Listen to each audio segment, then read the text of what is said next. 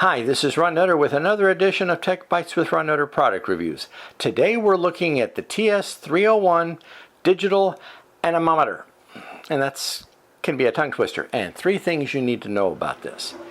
Well, this is going to be a partial unboxing of the Top Tez wind speed gauge because I'll let the box get in front of me, but get away from me, so you'll see what is involved. They get a nice slip cover for it.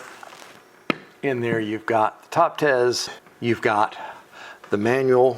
Battery area is secured on the back with a screw. This is not going to worry about a tab breaking or anything. And the only thing I would suggest, and I'm guilty of this myself, is to remove the batteries when it's going to be a period of time before you may use it again. Now, if you're not familiar with this one, it's got a lot of uses, but hang on. Thing number 1, this measures temperature, humidity, and wind speed. So it has a lot of applications, but it runs on 3 AAAs, so you don't have to worry about specialty batteries, and it just is, you just hold it up and it gives you instant readings, and then you can put a hold on it, or you can see maximum minimum, so if there's a wide fluctuation in the wind speed, you can get a good handle on what's going on there. Thing number 2.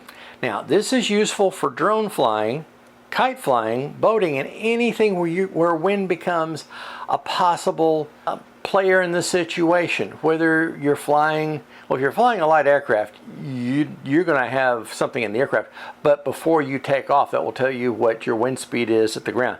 And especially for drones, you need to know, because there may be limitations as to the particular drone unit you're flying as to how much wind it can tolerate either on the ground, and this will give you, in addition to the other tools you'll have available, what the wind speed probably will be at altitude, although this at least gives you a fighting chance to know what's going on. Then that was thing number 2. Thing number 3, this is useful for weather monitoring hobbyists.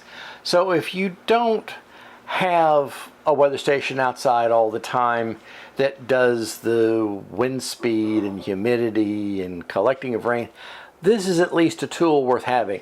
And especially if you're out camping, you'll know what it is in your direct area besides having the humidity and the temperature. So this is well worth looking at. It's supported a lot of different uses and something that's very handy to have if there's any question what kind of weather may be in the area.